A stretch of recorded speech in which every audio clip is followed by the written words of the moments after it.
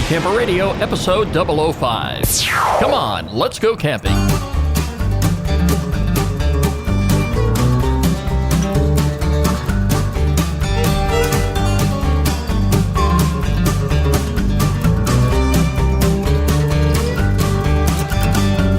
Oh yes, we are back.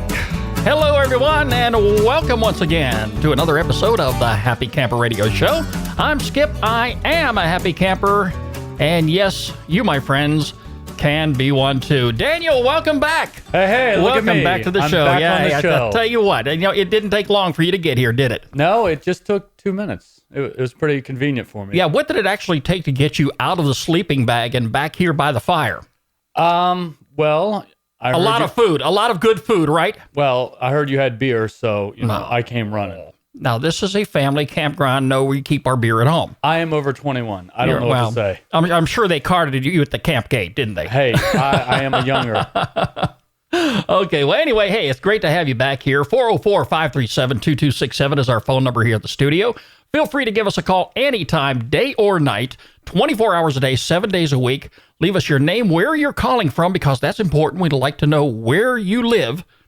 And leave us your camping question in your voicemail. Of course, if you have any criticisms or comments or feedback you'd like to provide, we're open for that also. 404-537-CAMP. You can catch us online anytime. www.happycamperradio.com. Like us on Facebook and follow us on Twitter at Camp Talker. What I'd like everybody to do right now is join Daniel and I by the campfire. I'm going to reach over here. Daniel, you don't get the honors today. Hold on, I want my gas. Where's my No. What? Come on, Skip. Hey, listen, just listen to that fire crackle. It doesn't get any better than this. And we're going to talk about this a little later today. But anyway, Daniel, I got a question here for you. And, I guess I know what the answer is already. This past week, I had the opportunity to visit you at your house. In fact, it was last Saturday, the day after we recorded our last episode. And I got a close-up look at your pop-up camper. And my question for you today was, when am I going to see that pop-up camper? And you came in today and said what? Well, it's funny you said that, Skip, because I was just setting it up right before I came over to the campfire, getting ready for my big trip to D.C., and I'm pretty excited. Hopefully, everything's good and good to go. Well, I'm going to work my way over there real soon because I want to take a good close look inside. Now, here's why I bring this up. I have seen many pop-up campers before. I've attended trade shows, I attended camping expos, and I've seen them. I walked inside of them, and like many people down there, I dream. All right. Of course, I see the big $100,000 RVs, and I even dream bigger. But these pop-up campers, I've got a question here for you. When you open that camper up and the sides go down on the right and left-hand side, my assumption is, from looking at all the pop-up campers I've seen in a lifetime, that is an area reserved for sleeping. Is that correct? Yes, all right. That would be correct. My question to you is, what type of sleeping environment do you have there? Do you have mattresses on the inside? Do you have foam padding? What do you actually sleep on? Oh my God, we have the most comfortable foam pads on this camper. I used to have a camper with my parents back when I was a kid, and it was kind of hard. It was okay. It did the job, but these are better than my bed. I swear to God, all you have to do is put some sheets on, put a comforter on, and you are good to go. Well, one of the reasons I bring this up here is because that is something we're going to talk about today. My honest belief is when you are camping, you should be more comfortable sleeping in your camper, your RV, or your tent than you are sleeping in your own bed at home. That is something I have always lived by. That is one of the reasons I camp as often as I do. And I've got a camping trip myself. I'm going to beat you to the woods here in just a little bit because I'm heading out on the road tomorrow. And we'll talk about that here in just a little bit. But today, I want to go ahead and recap a little bit about what we talked about on last week's show when we spoke about sleeping bags. Now, just like buying a tent, your sleeping bag should be something that would be comfortable for you. Your sleeping bag for your children should be comfortable for them. Your better half, she should be comfortable in her sleeping bag. Skip, is that my right or the left half?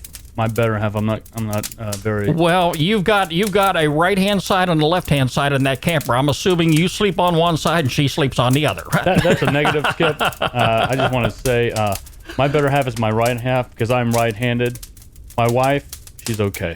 Okay, I'm sure she would appreciate that. But anyway, your family should be out there with you when you purchase your sleeping bags. And again, I want to touch base on that a little bit because when you go camping, you shouldn't be spending a whole lot of money. Some people do. Some people go all the way out. That is okay. Myself personally, like I've said last week, I spent no more than about $20 on my sleeping bag, which I have had for many, many years. And I'm going to be pulling it out of the closet a little bit later on today. But when you go shopping for your sleeping bag, just like you do your tent, you should be taking your family with you and allowing each member of your family to select the sleeping bag that is going to be comfortable for them. Now, assuming that most people will be camping during the spring and summer months, the temperatures outside are going to be just right. If it does get a little bit on the cool side at nighttime, they do make space heaters for inside the tent. I really don't want to touch too much on that today because that's going to be another episode where we're going to be talking about space heaters, what you should use, what you shouldn't use, ventilation, all that good stuff. There's a lot of safety factors here that are involved with that as well. But kids today are really, really excited, not only about camping, but also about these cartoon characters. We see the kids in front of the cartoons. They watch the Cartoon Network all the time, I'm sure. And there are going to be a lot of camping equipment out there that's going to resemble some of their favorite cartoon characters. And believe me, I have been into the stores already, and I have seen some of these sleeping bags that got the cartoon characters right on the sleeping bag itself. The kids eat this up, all right? Parents, if your kid has a sleeping bag that they lay their finger on and they know it's going to fit them, and hey, let's understand something. They're going to outgrow them eventually, okay? But by all means, get them excited. Buy them that sleeping bag. Let them choose their sleeping bag. You choose your sleeping bag. Again, you're probably not going to spend a whole lot of money. But again, it's all about camping. It's all about relaxation. It's all about having fun. And that's what we do. Skip, I had a question for you. Mm-hmm. Now, when I was a kid, you're talking about these cartoon characters and everything. Right. I had a Thundercats sleeping bag when I was a kid. Okay. And I bought that when I was 9 years old. Mm-hmm. I didn't buy it. My parents bought it. But I used that all the way up until the time I left for the Navy. I love that thing. There's just something nostalgic about an old cartoon sleeping bag. I know my wife had a New Kids on the Block sleeping bag when she was a kid. And those really do hold a special place in your heart when you get older. Did any of your kids or you ever have a sleeping bag with any kind of cartoon character in it? Sure, yeah. What did your daughters have? My daughters had, I believe, one was a Barbie sleeping bag. Okay. And I can't remember. Keep in mind, I'm much older than you. I do lose track of my mind here a lot quicker than you will. But yeah, I do remember they had some cartoon characters, and they had sleeping bags that resembled them, and they couldn't wait to snuggle in them.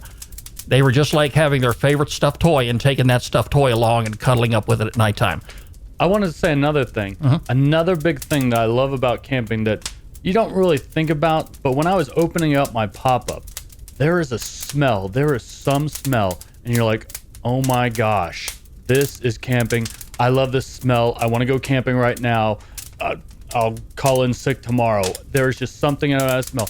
And I've heard that smells are really good at, bringing you back to your childhood and, how you were as a kid and, stuff like that. If I had the opportunity to call in sick tonight, I would be on the road right after the show because I've got some friends up there waiting on me. Last week, you were telling us that you pretty much don't do the sleeping bag thing anymore, that you're a comforter and a pillow kind of guy. Oh, yeah. I just use sheets and a comforter. Most of the time, it's just a sheet, depending on when I camp. I usually camp in the summer and early fall and, just a light sleeping bag. Well, I'm sure you I'm sure you still have that Fred Flintstone comforter that your parents gave you as a kid, and you take that along. I understand that's okay. You know, nobody's going to criticize you for that now. Fred Flintstone? I think that came out in your day, Skip. It probably did.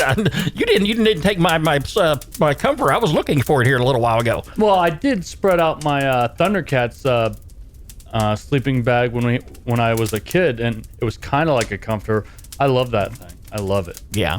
But, you know, that's one thing that, you know, parents, you know, let your kids get involved. If you're not going to buy your sleeping bags at a store and you're going to buy them online, please gather your family around the family computer, order it there, and let everybody have their pick, because it's so important if you want to keep your kids and your family involved. Camping, there's nothing else like it. 404-537-2267 is our phone number here at the station. Give us a call anytime, day or night. We'd love to hear from you. Now that we're talking about sleeping bags, another thing I want to touch on is the material that is going to separate you if you're sleeping in a tent, for example. There is going to be some material between your sleeping bag and the ground floor of your tent. This is so very important, especially in the overnight and morning hours, because as the ground temperature gets cooler, you do not want that cool air and anything beneath your sleeping bag to leak up inside your sleeping bag and into your body. That's the best way I can put it. All right, but there are some materials out there. There are some roll-up mats, and if you're looking for an inexpensive route, you can do this in your favorite camping supply aisle in your store. If you're looking for a sleeping bag, no doubt right there you're going to find a place where you can purchase these roll-out mats that you can lay down on the ground. They're about maybe an inch, maybe 2 inches thick, but that will insulate you from the floor of your tent, and you will sleep so much more comfortably throughout the night and into the early hours of the morning. Now, these roll-out mats are pretty neat because a lot of people who do backpacking and hiking who need to pack light, they're going to be carrying a lot of things on their back during their ventures through the woods. These come in very, very handy. On the other hand, myself personally, I prefer to be up off the ground. Now, you can spend just as much money for a cot as you will your tent. I'm a perfect example of this. Now, I'm a pretty tall guy, and I weigh pretty close to 300 pounds. It doesn't show because my weight and body size are proportionate. It's all muscle, Skip. It's all muscle. No, it's all good food, is what it is. Okay, yeah. Well, I was trying to cover for you. Yeah, I bet you were. Okay, but when I went down to a local camping supply store not far from the house here about 3 years ago, I found this one cot that I believe would do me a lot of good. And I spent a lot of money on it because it had to hold somebody my size. And it has a steel frame to it. It has a canvas lining. And really, it's a matter of personal choice for a guy my age to lay out a mat on the floor of the tent and then roll your sleeping bag out on top of it. Laying down is one thing, but as you get older, it gets a little more difficult each and every morning for you to get up. All right, I'm a perfect example of this. When I get out of my sleeping bag inside the tent, I want to roll over. I want to sit up with my feet on the ground. I want to be able to wipe the sleep out of my eyes, shake my head, take a moment to realize where I'm at, and be able to stand on my 2 feet. That's my personal preference. So yes, I prefer sleeping on a cot. Maybe you do too. Maybe you don't. If you enjoy sleeping on the ground, if you maybe have 4 members of your family, and like we talked about, if you buy a tent, you want to buy the biggest tent possible that's going to accommodate your family, you, your equipment, all your bags, all your belongings, and so you still have room to get up and move around. If you put 4 cots inside that tent, make sure that your tent is going to be big enough to accommodate that. Now, cots don't all come in the big sizes like I bought for myself. I went ahead and bought this one, like I say, because it suits me just fine. There are some less expensive ones out there, and you'll find them in your camping supply aisles or at your favorite place where you can buy camping equipment. And again, like I say, you got some pretty good deals online. Also, air mattresses. That is an option too. Air mattresses are fantastic. I've had a couple already. What's the problem with air mattresses, Daniel? Well, let me tell you. in my experience with air mattresses, it's a one-time use, because once you get a hole, game's over and you got to go buy another one. And you usually end up getting that hole when you're sleeping. That is correct. And you wind up on the ground in the morning time. There is no air between you and your sleeping bag and the floor of your tent. Am I correct? That is true. Yeah. Now, they do make these patch kits. The only problem is a sleeping bag, they come in twin size and queen size mattresses. And finding a little pinhole like that can be challenging. That means dragging the tent out, reinflating it with air, which is going to take some time. You can either get a foot pump, which will definitely take some time, or you can go ahead and get a battery-operated pump, which will pretty much blow up your air mattress in a big hurry. But the problem is here, you're going to have to take some soapy water and go all over that air mattress to find the hole. It will bubble up. You'll be able to see where it's at, and then you got to patch that hole up and hope you don't get another one. But yes, I mean, they're great to have. I would love sleeping on an air mattress again. I probably will someday soon. But in the meantime, I've got my cot, I've got my sleeping bag. I am up off the ground. I don't have to worry about the elements of nature getting to my body in the middle of the night. And that is so, so important. What do you think, Daniel? I know you're ready to go on this camping trip. Okay, well, let me tell you, if you're a tent guy like Skip, there's something that you definitely need to look for when you get a camping site.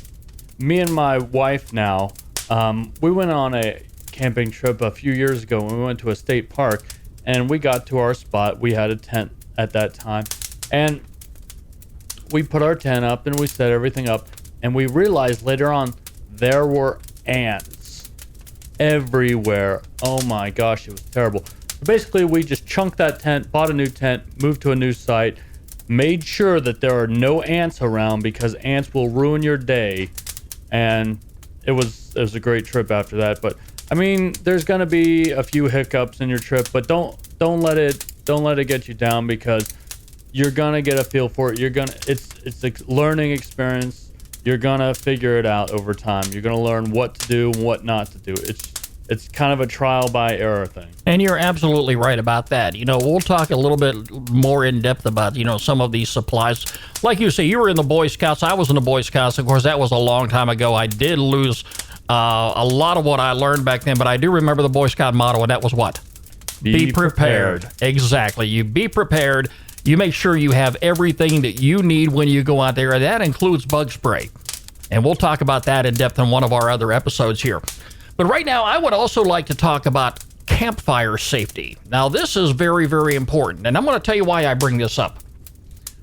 When you're camping with your children and you spend a lot of your time, I like to spend my time at camp. Unlike some people, they get out there, they go hiking, they go horseback riding, they ride bicycles, they spend their whole day out there on an adventure.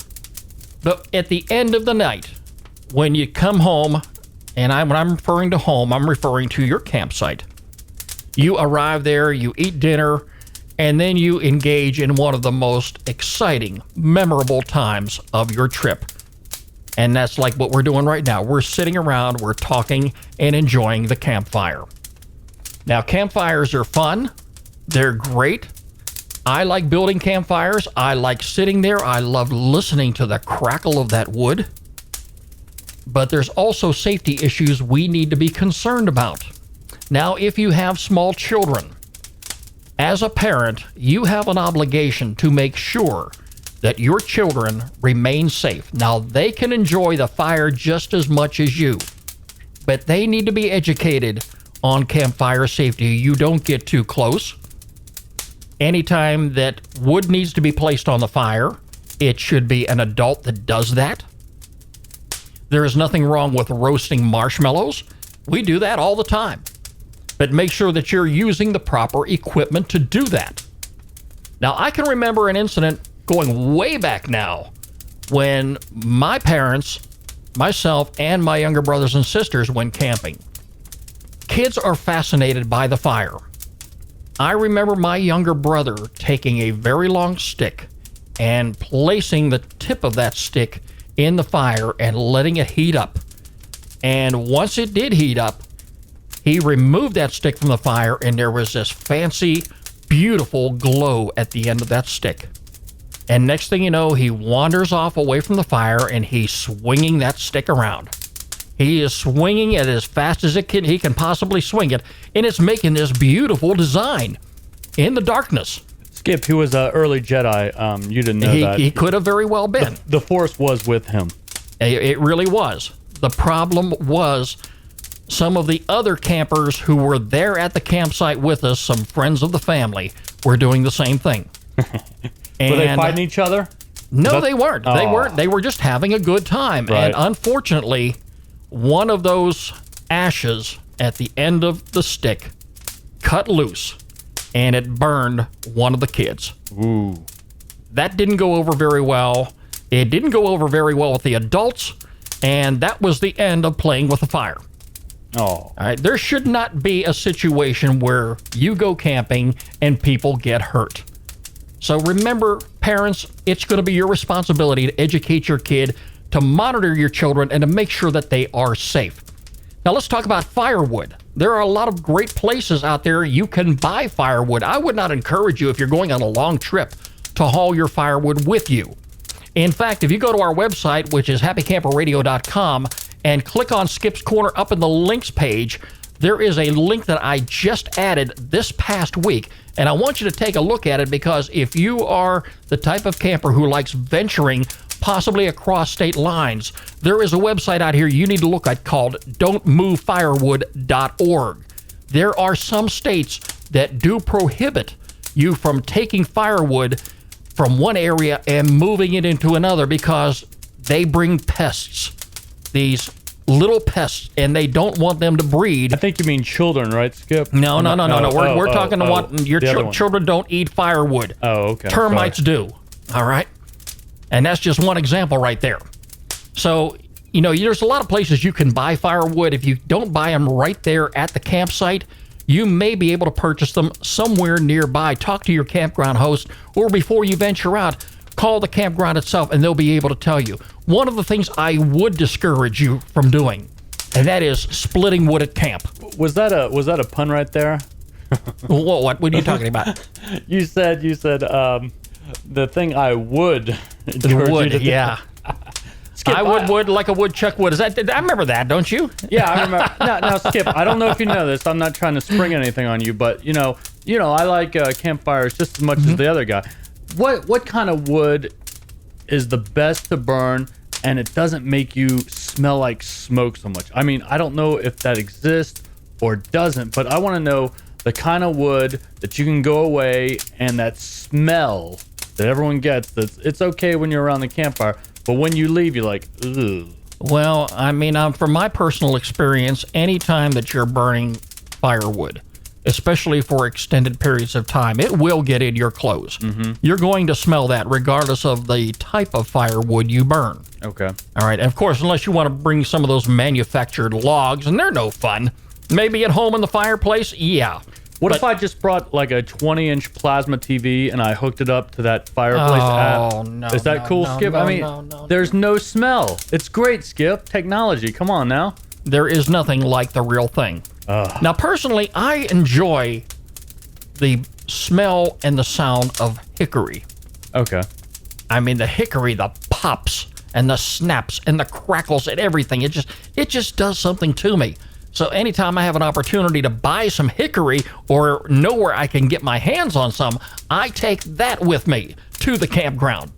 All right, now, around this area, you can pretty much do that. But there's a lot of different types of wood out there that you can burn, oak, hickory.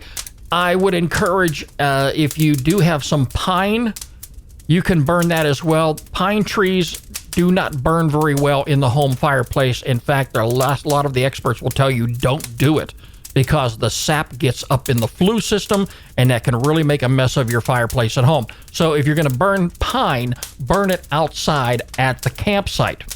I had another question real quick. What do you think is the best way to set up a fire? I mean, are you a log cabin guy, or you're a teepee guy? And maybe you could explain that to the listeners if they don't know what we're talking about there. Well, I've got to answer that question and to make it quick. If you go to our website, happycamperradio.com, and click on Safety Tips, we have a page right there dedicated to campfire safety. It talks about building a fire, the steps you can take to go ahead and do that. And it's if you've never done it before, follow the instructions there on the website, and believe me, you can't go wrong. Always carry some waterproof matches with you, and by all means, do not use any accelerants. What? How are you going to I'm get it talking started? lighter fluid. I am talking gasoline.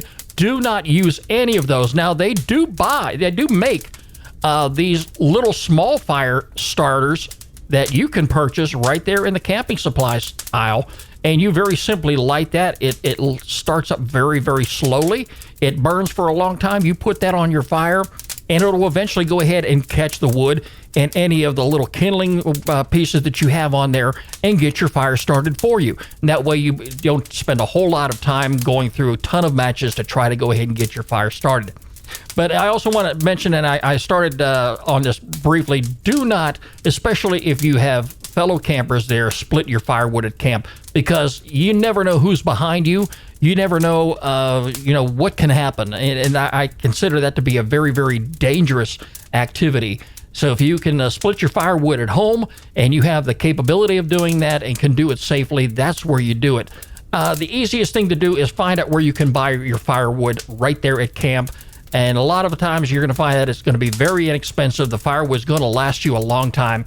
And it's all about having fun. And that's what we do here when we go camping, especially at the Happy Camper Radio Campground. It's time now to take a look at our featured campground of the week. And oh, we've got a real doozy for you today.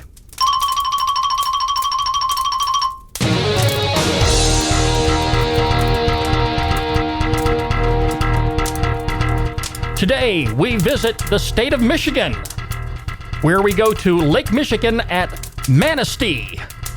If you love the sandy beaches, if you love the lake, if you love the look and feel of a hardwood forest, my friends, this place has it. I would love to travel on out here, and maybe you might get there yourself someday. If you happen to live in the area, by all means consider this. If not, by all means take a look at it, and maybe someday, 3-4 months, maybe a year or two down the road, you might want to come out here and pay it a visit. It is the Lake Michigan at Manistee Campground. It's part of the Huron-Manistee National Forest. Now, they are about to get their season underway.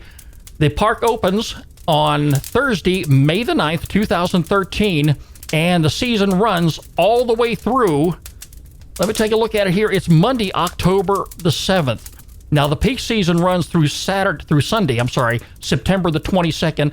And if you're interested, you can make your reservations right there online by going to their website and click on the link at the Happy Camper Radio site, featured campground, and we'll have it up there all week for you.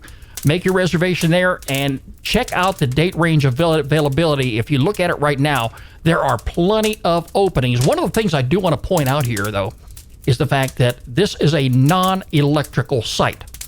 So it's pretty much suited for tent camping, but if you're going to go ahead and take your RV or your pop-up camper and you have a generator, please make sure it's one of those quiet generators. Be considerate of your fellow campers. There are a lot of activities and amenities there at the park. I mean, they've got bicycle trails, they have got sightseeing, they've got bird watching, they've got an amphitheater, flush toilets, plenty of fresh drinking water.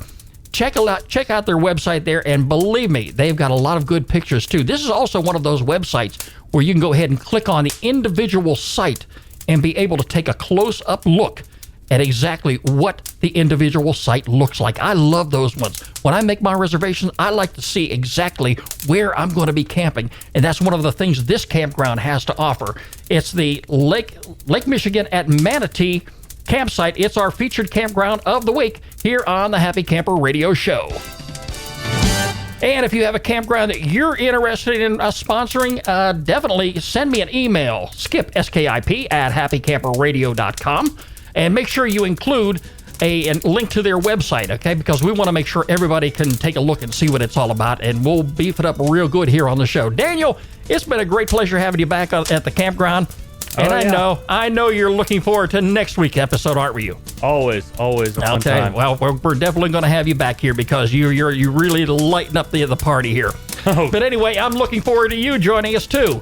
The Happy Camper Radio Show is a presentation of Skip Huber Productions. Don't forget, follow us online at www.happycamperradio.com. I'm Skip. I am a happy camper. Yes, my friends, you can be one too. You're listening to Happy Camper Radio.